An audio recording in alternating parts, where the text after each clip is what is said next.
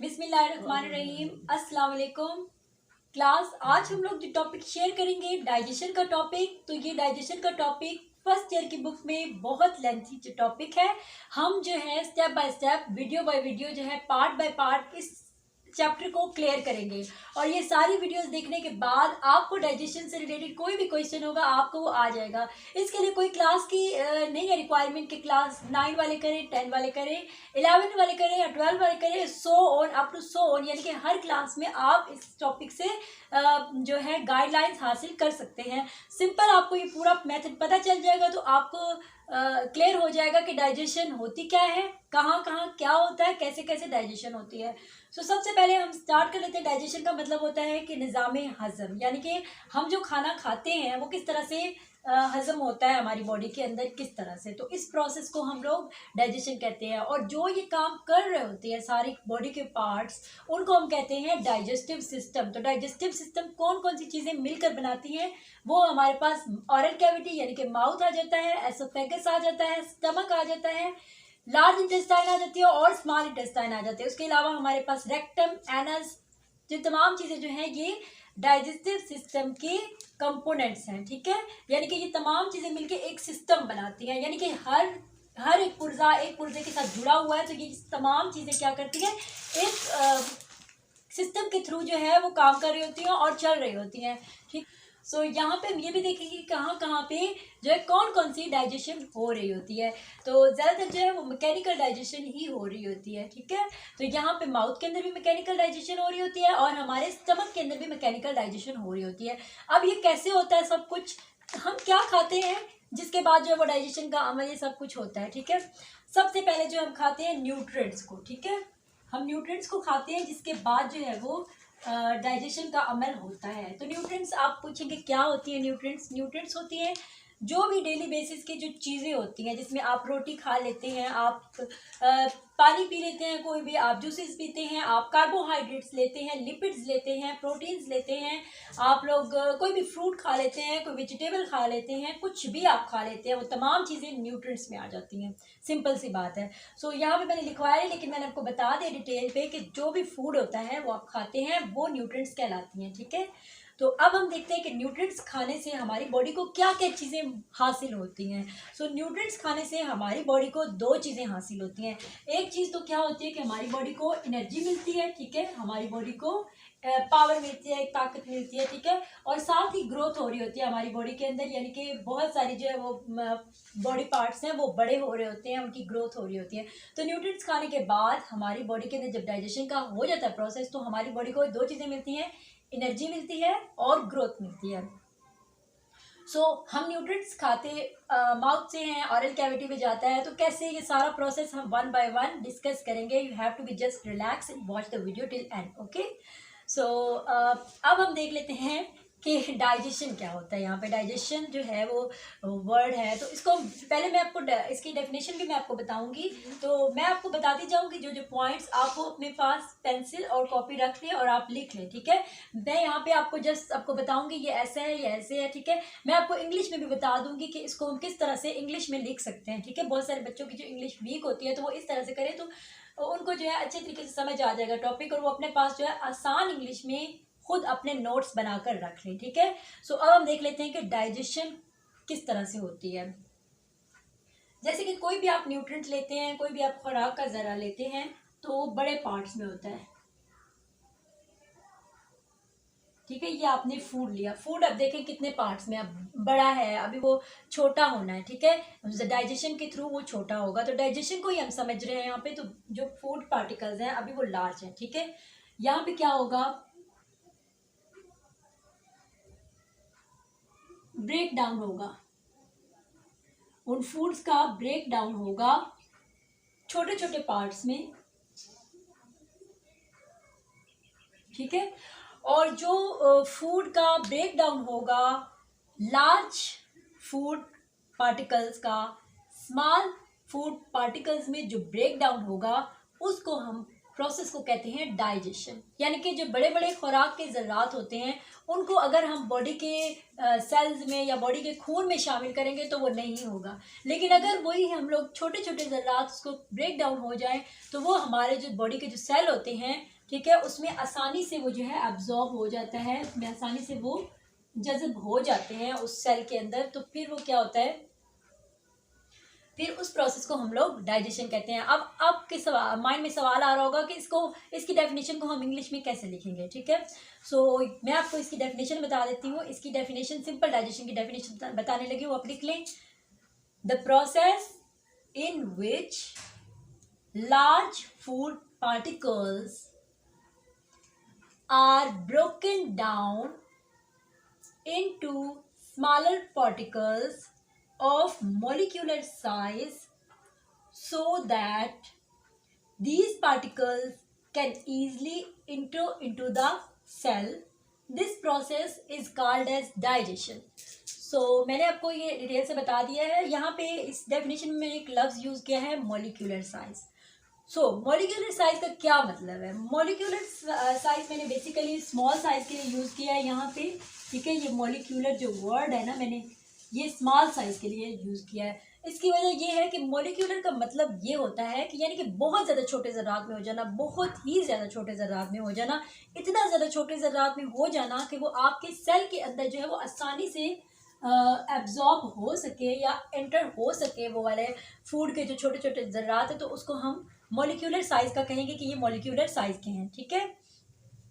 I hope यहाँ तक आपको क्लियर हो गया होगा। तो अब हम डिटेल से ये प्रोसेस देख लेते हैं कि यहाँ पे किस तरह से हमारा फूड जो है वो हमारे कहाँ कहाँ जाएगा। सबसे पहला पार्ट है जहाँ पे हमारा फूड सबसे पहले जाएगा,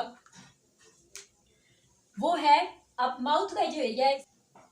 तो अब हम देख लेते हैं कि डाइजेशन किस तरह स्टार्ट होगी। यहाँ पे आपको पता है आपका टंग होता है, ठीक है, जुबान होती है हमारी यहाँ पे। ये हमारा जो माउथ है, आपको पता चल रहा होगा कि माउथ है, टीथ्स हैं ये, ठीक है, ये टंग है हमारी, ये माउथ एरिया है, ठीक है। इसको हम लोग इस खाली जगह को हम क्या कहते हैं? ऑरल कैविटी, ठीक है। इसको हम क्या कहते हैं? इसको नंबर 1 का नाम दे देती हूँ मैं यहाँ पे, ऑरल कैविटी। क्लियर हो गया? ऑरल कैविटी में क्या होता है, आप कोई भी छोटा सा रोटी का टुकड़ा जो है, या उसकी मैं आपको एग्जांपल दे रही, जो भी खुराक थोड़ी सी वो आप मुंह में रखते हैं, ठीक है। उसके बाद क्या होता है कि टीथ जो होते हैं यहाँ पे, टीथ और यहाँ पे कुछ सलाइवा जो होता है, हमारे मुंह में पानी पानी मौजूद होता है, जो कि अभी भी आपके मुंह में फील हो रहा होगा, ठीक है। आप कोई भी खट्टी चीज़ देखते हैं तो आपके मुंह में फौरी तौर पे पानी आ जाता है ना, तो उसको भी हम इसमें कंसीडर कर सकते हैं। वैसे भी आपके माउथ में जो है वो सलाइवरी ग्लैंड्स जो होते हैं मौजूद होते हैं। यहाँ पे जो है सलाइवरी ग्लैंड्स जो हैं वो मौजूद होते हैं, छोटे छोटे सैक लाइक स्ट्रक्चर्स होते हैं, ठीक है, बहुत छोटे सैक लाइक स्ट्रक्चर्स को हम सलाइवरी ग्लैंड्स कहते हैं। तो वो सलाइवरी ग्लैंड्स जो होते हैं वो हमारे जो उस खुराक है उसके अंदर शामिल होते हैं, उसको वेट करते हैं, मॉइस्ट करते हैं, गीला गीला करते हैं, और फिर जो हमारे दांत हैं वो उसको च्यू करते हैं, चबाते हैं उस खुराक को। और जब चबाते हैं तो वो क्या हो जाता है, वो जो है अपनी मतलब उसकी जो शेप होती है वो चेंज हो जाती है, ठीक है, यहाँ पे। तो उसके बाद क्या होता है कि वो बोलस की शक्ल इख्तियार कर लेता है। जो रोटी का छोटा सा टुकड़ा होता है उसको हम लोग बोलस कहते हैं। यानी कि जहाँ पे जब वो उसके अंदर सलाइवा मिक्स हो जाता है, जब वो थोड़ा सा चबाया जाता है, थोड़ा सा उसका पानी पानी उसके अंदर शामिल होता है, वो छोटा सा बोलस होता है, ठीक है। उसको हम क्या नाम देते हैं? उसको हम लोग देते हैं बोलस का नाम, ठीक है। वो क्या होगा उसके बाद, वो जो हमारे पास बोलस है वो यहाँ से एंटर होगा हमारे सेकंड पार्ट में, ठीक है। यहाँ पे मैं आपको थोड़ा सा क्लियर कर दूँ कि ये कौन कौन सा एरिया होता है यहाँ पे। तो यहाँ पे जो सेकंड पार्ट होता है इस डाइजेशन में, सबसे पहले तो कौन की चीज़ अहम किरदार अदा कर रही होती है डाइजेशन में, वो है ऑरल कैविटी। ऑरल कैविटी के बाद जो सेकंड चीज़ है वो हमारे पास यहाँ पे होती है फेरेंक्स।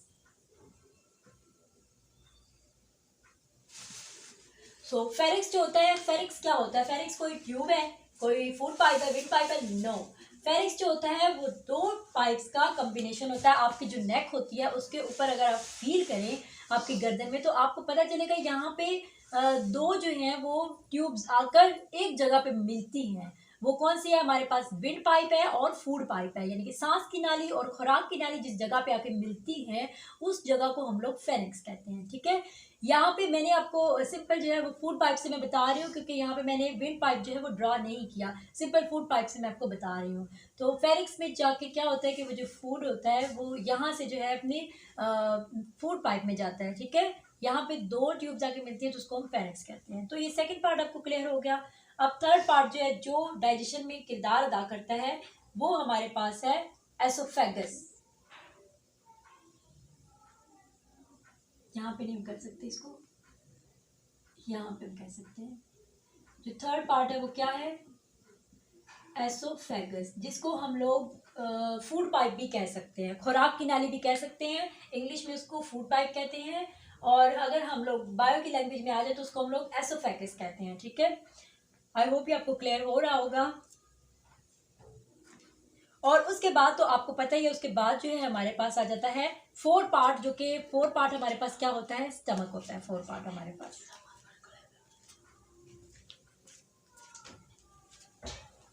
पार्ट नंबर 4 हमारे पास होता है स्टमक, यानी कि मैदा।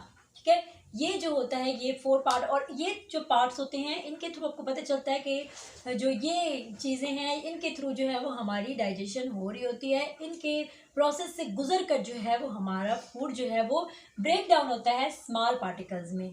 ठीक है, तो यहाँ पे मैंने आपको बताया कि सबसे पहले हमारा फूड ऑरल कैविटी में जाएगा, वहाँ पे वेट होगा, उसके बाद हमारा फूड एसोफेगस में जाएगा। एसोफेगस में ऐसा नहीं होगा कि वो फूड का जो भी आपका फूड का पीस है वो एकदम ग्रेविटी के थ्रू जो है वो आपके स्टमक के अंदर चला जाएगा। नो, यहाँ पे ग्रेविटी काम नहीं करेगी। यहाँ पे क्या आप समझेंगे कि कोई ग्रेविटी है जो उसको लेके नीचे चली जाएगी, आपने कोई चीज़ नीचे फेंकी तो वो ग्रेविटी के थ्रू नीचे चली गई, लेकिन यहाँ पे ऐसा नहीं होने वाला। यहाँ पे क्या होगा कि जो यहाँ पे एक मूवमेंट होगी जिसको हम लोग पेरिस्टालसिस मूवमेंट कहते हैं, उसके थ्रू जो है फूड वो नीचे जाएगा। ठीक है, उसके बाद स्टमक में जाएगा, स्टमक के अंदर जो है कुछ गैस्ट्रिक ग्लैंड्स होते हैं, जूसेस होते हैं, जो उसको मजीद जो है वो थोड़ी हेल्प करेंगे और उसको ब्रेक डाउन करने में। लेकिन हाँ, बहुत सारे लोगों को कंसेप्ट होता है कि स्टमक ही सारी डाइजेशन कर रहा होता है, तो दे आर रॉन्ग हियर, क्योंकि स्टमक सारी डाइजेशन नहीं कर रहा, क्योंकि बहुत सारी जो डाइजेशन होती है वो स्टमक की कंप्लीट नहीं कर रहा होता, वो अकेला ये काम नहीं कर रहा होता, बल्कि पूरा सिस्टम ये काम कर रहा होता है। और ज़्यादातर डाइजेशन हमारी इंटेस्टाइन, स्मॉल इंटेस्टाइन में होती है। ठीक है, जो कि मेन यहाँ पे पार्ट है, ये चीज़ आप क्लियर कर लें, अपने माइंड में बिठा लें कि जो मेन पार्ट है वो हमारे पास स्मॉल इंटेस्टाइन है जो कि डाइजेशन कर रहा होता है। और हमारा कॉन्सेप्ट होता है कि जी सारा स्टमक ही है जो वो कर रहा है, लेकिन ऐसा नहीं है। और अब हम लोग यहाँ पे कहेंगे कि इसमें क्या कौन सी होगी डाइजेशन, तो उसमें जो स्टमक के अंदर मैकेनिकल डाइजेशन होगी, इसको भी हम क्लियर करते हैं। सबसे पहले हम जो है इस पॉइंट को मैंने आपको बताया था, तो इसको इंग्लिश में किस तरह से लिखेंगे कि जो ऑरल कैविटी में फूड जाएगा तो उसको हम लिख लेते हैं। लिखें, मैं यहाँ पे बोलती हूँ, आप लिख लें। The food we eat in mouth, the salivary glands are broken down। यहाँ पे मैं आपको बताती हूँ इसका प्रोसेस का पार्ट 1 को क्लियर करते हैं कि पार्ट 1 में किस तरह से होती है। आप पेंसिल से अपनी कॉपी पे जो है वो लिख, ठीक है। पार्ट 1 में क्या कहेंगे, the food we eat in mouth, the salivary glands are mixed into food and moisten it। इसका सेकंड पार्ट है, then the food is moved to the esophagus, then the food is moved to the esophagus where the peristalsis movement starts and carry that piece of food to the stomach। next क्या होगा, आप अब यहाँ पे क्या होगा कि food जो है वो हमारे स्टमक में एंटर हो गया आके। यहाँ पे भी कुछ ग्लैंड्स मौजूद होंगे, छोटे छोटे सैक लाइक स्ट्रक्चर्स, उसको हम लोग यहाँ पे मैंने बड़े बड़े बनाए, वैसे छोटे होते हैं सैक लाइक स्ट्रक्चर, तो उसको हम लोग ग्लैंड्स कहते होते हैं। यहाँ पे जो थे माउथ में अगर ये प्रेजेंट होंगे तो ये salivary ग्लैंड्स होंगे, और अगर स्टमक में ये प्रेजेंट होंगे तो यहाँ पे ये गैस्ट्रिक ग्लैंड्स होंगे। ठीक है, तो ये दोनों आपको कॉन्सेप्ट क्लियर हो गए होंगे। यहाँ पे जो इसके अलावा जो स्टमक होता है इसके अंदर जो माहौल होता है वो एसिडिक होता है, यानी कि तेजाबी माहौल होता है इसके अंदर, क्योंकि बहुत सारे एसिड्स प्रेजेंट होते हैं। आपको पता होगा जैसे हाइड्रोक्लोरिक एसिड इसके अंदर मौजूद होता है। ठीक है, यहाँ पे क्या होता है कि वो और salivary ग्लैंड्स मिलकर, यानी कि कुछ जूसेस जो होते हैं इसके स्टमक के अपने जूसेस होते हैं वो मिलकर जो है वहाँ पे उसकी वो खुराक जो आपने खाई होती है उसको वो इस तरह से मूव कर रहे होते हैं। अब इसका पर्पस क्या होता है, यहाँ पे जो हमारा स्टमक होता है, स्टमक कोई हार्ड तो है नहीं, कोई पत्थर तो है नहीं कि वो उसको ना कर सके। बहुत ही मस्कुलर स्ट्रक्चर होता है, बहुत ज़्यादा इजीली फ्लेक्सिबल स्ट्रक्चर होता है, लचकदार स्ट्रक्चर होता है इसका, ठीक है। जैसे वो यूं इस तरह आसानी से जो फूड जो है उसके अंदर एक मैकेनिकल डाइजेशन हो रही होती है, जिस तरह मशीन चल रही होती है इस तरह से, वो एक किस्म की मशीन ही होती है। तो वहाँ पे फूड के वो छोटे छोटे पार्ट्स में मजीद डिवाइड हो जाता है, ठीक है। ऐसा नहीं होता कि कंप्लीट डाइजेशन हो जाती है, बस छोटे छोटे उसको और मजीद पार्ट्स में कर दिया जाता है। अब उसके बाद क्या होता है, जो खुराक होती है वो आगे जाती है हमारे स्मॉल इंटेस्टाइन में, ठीक है। वो यहाँ से अब उसका प्रोसेस कंप्लीट हो गया, ठीक है, वो हमारे स्मॉल इंटेस्टाइन में आई, ठीक है। अब स्मॉल इंटेस्टाइन क्या करेगा यहाँ पे, एक सेकंड में इसको क्लियर कर दूँ यहाँ पे आपको पॉइंट कि फूड जो है वो इंटर होता है, तो इस प्रोसेस को आप इंग्लिश में किस तरह से लिखेंगे, after the food enters into the stomach there are gastric glands present and the environment of stomach is acidic. उसके बाद हम क्या कहेंगे, अब नेक्स्ट एरो जो है, एरोज के थ्रू आप अपनी कॉपी पे इस तरह साइड पे ऐसे ऐसे करके लिख सकते हैं, ठीक है, पॉइंट्स को क्लियर कर सकते हैं, क्योंकि जब आप इसको बाद में पढ़ेंगे तो आपको आसानी से वो क्लियर हो जाएंगे। अगर आप उसे ऐसे ही पैराग्राफ लिखेंगे तो आपके लिए बहुत डिफिकल्ट हो जाएगा। आप कोशिश करें कि इस तरह से एरोज जो है वो साइड पे लगाएं, आपको आसानी हो जाएगी बाद में जब आपके एग्जाम्स आएंगे, जब भी आपको याद करना पड़ेगा तो आपके लिए आसानी होगी। तो यहाँ पे नेक्स्ट पॉइंट क्या है, then food move into the small intestine, ठीक है, फिर वो स्मॉल इंटेस्टाइन में आ जाएगा। अब स्मॉल इंटेस्टाइन में क्या होगा कि स्मॉल इंटेस्टाइन का जो माहौल है, जैसे कि इसका माहौल क्या था, इसका माहौल था हमारे पास गैस्ट्रिक इन्वायरमेंट था, और स्टमक का क्या, स्मॉल इंटेस्टाइन का यहाँ पे इन्वायरमेंट क्या होगा, अल्कालाइन, यानी कि यहाँ का जो इन्वायरमेंट होगा ना वो अल्कालाइन होगा, ठीक है, एसिडिक नहीं होगा।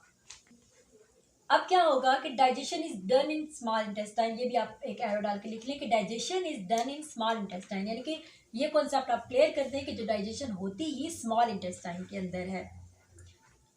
फिर जो हमारा फूड है वो फूड नहीं रहता, वो फीसिस की शक्ल इख्तियार कर लेता है, और फीसिस जो होते हैं वो हमारी बॉडी से एक्सक्रीट आउट होने होते हैं, ठीक है।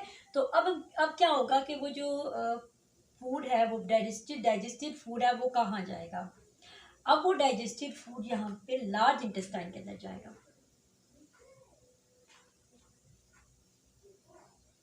मैं यहाँ पे ड्रॉ कर लेती हूँ लार्ज इंटेस्टाइन को।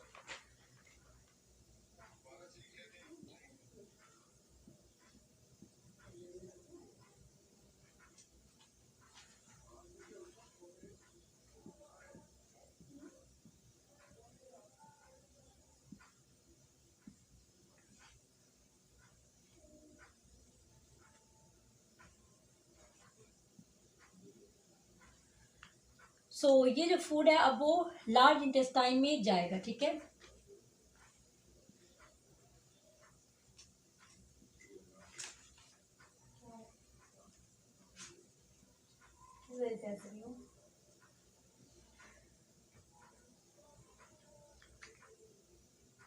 तो अब जो फूड है वो स्मॉल इंटेस्टाइन से लार्ज इंटेस्टाइन में एंटर होगा, और लार्ज इंटेस्टाइन का क्या काम होगा, जैसे कि मैंने आपको बताया था स्मॉल इंटेस्टाइन का काम होता है डाइजेशन, ठीक है।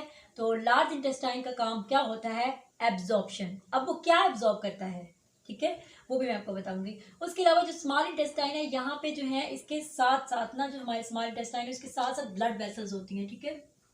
यहाँ पे देखिए बहुत छोटी छोटी ब्लड वेसल्स होती हैं साथ इसके, वो क्या करती हैं, यानी कि जो भी हमारा फूड होता है ना उसकी जितनी भी ताकत होती है, जितनी भी एनर्जी होती है उस फूड की, वो हमारे उस ब्लड के अंदर शामिल हो जाती है, उस ब्लड वेसल्स के थ्रू हमारे सेल के अंदर जाती है, ठीक है। लेकिन जो उसकी एनर्जी होती है वो हमारे जो साथ सेल्स होते हैं, साथ ब्लड वेसल्स होती हैं उसके अंदर जाती है, ठीक है। इसी तरह से जो हमारा लार्ज इंटेस्टाइन है इसके साथ भी ब्लड वेसल्स मौजूद होती हैं।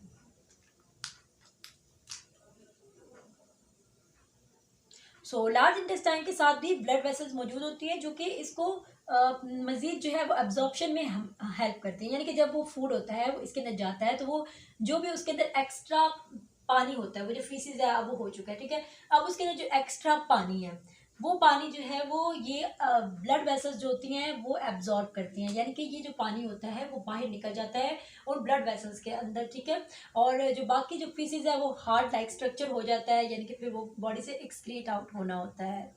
सो यहाँ पे मैं आपको एक चीज़ क्लियर कर दूँ कि जो फीसिस होता है, ठीक है, अगर वो पानी जो है बहुत ज़्यादा जो है वो अब्जॉर्ब हो जाए बाहर की तरफ, ठीक है, ब्लड वेसल्स में बहुत ज़्यादा पानी अब्जॉर्ब हो जाए तो क्या होता है, आपको कॉन्स्टिपेशन हो जाती है, ठीक है। और अगर जो है वो पानी बहुत ज़्यादा मतलब कि पानी अब्जॉर्ब ना इतना हो, अगर पानी जो है वो फीसिस के अंदर रहे तो आपको डायरिया हो जाता है, ठीक है। डायरिया के और भी बहुत सारे रीज़न होते हैं, लेकिन यहाँ पे ये भी रीज़न उसके अंदर काउंट कर सकते हैं हम लोग कि जो डायरिया है वो इस रीज़न की वजह से भी होता है कि पानी जो है वो ज़्यादा ब्लड वेसल्स में अब्जॉर्ब नहीं हुआ, ठीक है, ब्लड वेसल्स ने एब्जॉर्प्शन नहीं उसकी की। तो यहाँ पे मैं लिख देती हूँ कि लार्ज इंटेस्टाइन का काम क्या होता है, यहाँ पे उसका काम होता है एब्जॉर्प्शन। आप लिख सकते हैं एक पॉइंट बना के, the function of large intestine is absorption. अच्छा, तो डायरिया, बहुत सारे बच्चों का सवाल होता है कि डायरिया क्या होता है, तो डायरिया को हम क्लियर कर लेते हैं। यानी कि जब पानी होता है आपका जो फीसिस होता है उसके जैसे पानी ज्यादा एब्जॉर्ब नहीं होता ब्लड वेसल्स के अंदर, तो जाहिर बात है वो थिक थिक होगा, पानी पानी होगा, वाटरी कंडीशन उसकी होगी। तो जब आपको बार बार क्या होगा कि आपको लगेगा मुझे वॉशरूम जाना चाहिए, आप बार बार वॉशरूम जाएंगे, और वो जो आपका वॉशरूम होगा वो ना बहुत ज्यादा थिक होगा और ना बहुत ज्यादा थिन होगा, यानी कि वो आपको बार बार फील हो रहा होगा कि आपको वॉशरूम जाना है। लेकिन जब आप जाते हैं तो फिर वो आपको फीसिस जो है बहुत कम अमाउंट में निकलती है, आपको बार बार जाना पड़ता है।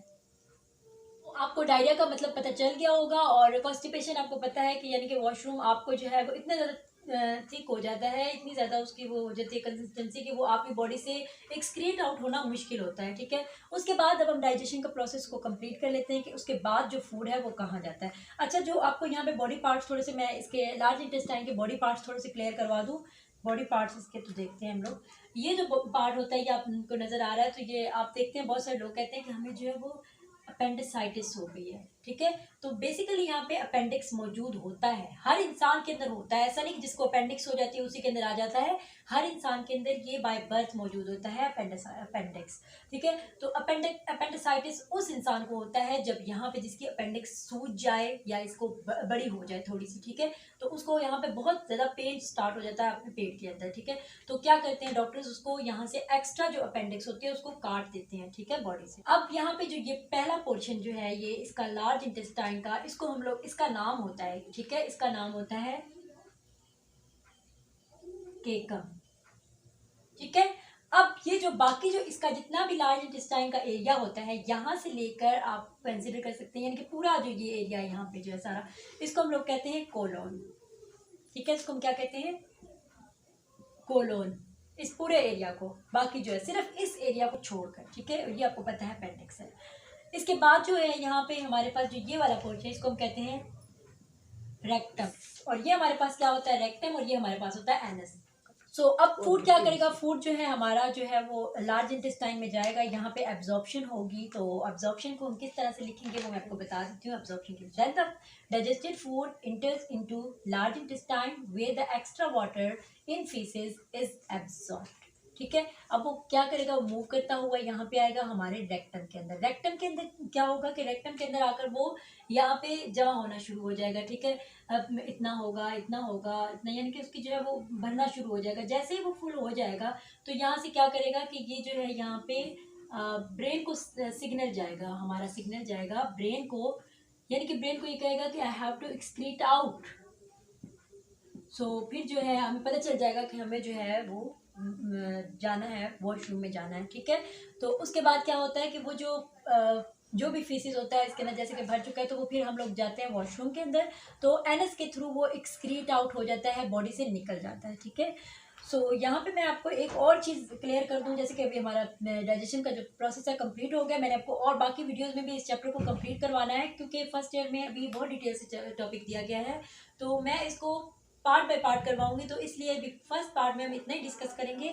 यहाँ पे हम कुछ चीज़ों को क्लियर कर देते हैं, बहुत सारे बच्चों का सवाल होता है तो उस सवालों को भी थोड़ा सा कर लेते हैं कि यहाँ पे स्टमक के अंदर क्या क्या प्रोसेस हो रहे होते हैं। तो स्टमक के अंदर टू प्रोसेस हो रहे होते हैं। एक तो स्टमक का क्या काम करता है, स्टोरेज करता है, और दूसरा क्या काम करता है, डाइजेशन करता है। डाइजेशन कौन सी होती है, मैकेनिकल डाइजेशन इसके अंदर होती है। आपके एमसीक्यूज में ही सवाल आ सकते हैं, ठीक है। तो गौर से सुने आप इस बात को कि यहाँ पे स्टोरेज कैसे कर सकते हैं। अब आप ये किस्म का सैक लाइक स्ट्रक्चर होता है, मस्कुलर सैक लाइक स्ट्रक्चर होता है। ऐसा नहीं है कि आप खुराक जो है वो अपने पॉकेट में डाल के रख लें, ठीक है। तो ये आपकी किस्म की पॉकेट ही है। आप जब खाना खाते हैं तो वो थोड़ा थोड़ा करके आपकी बॉडी को पहुंचता रहता है। इसके आपको जो है ना, मतलब जब भी बॉडी को ज़रूरत होती है तो थोड़ा सा खाना जो है वो आपके बॉडी को एनर्जी प्रोवाइड कर रहा होता है। तो आपका ये एज अ पॉकेट ही काम कर रहा होता है, स्टमक वहाँ पे। सो ये हमारे जो कुछ क्वेश्चन थे। और भी अगर आपका इससे रिलेटेड कोई क्वेश्चन है, इस वीडियो में आपको कुछ समझ नहीं आया या कोई क्वेश्चन आप करना चाहते हैं तो वो आप कर सकते हैं। तो लास्ट पार्ट है उसको हमने डिस्क्राइब नहीं किया इंग्लिश में। इंग्लिश में आप किस तरह से लास्ट पॉइंट को लिख सकते हैं, after that the faeces moved out from body through anus. Simple सी बात है। सो आई होप स्टूडेंट्स आपको ये लेक्चर अच्छे तरीके से समझ आया होगा। अगर ये अच्छे तरीके से समझ आया है तो चैनल को सब्सक्राइब कर दें। सो मिलते हैं नई वीडियो में एक नए पार्ट के साथ। मुझे अपनी दुआ में याद रखिएगा, अपना बहुत सारा ख्याल रखिएगा। अल्लाह हाफिज़।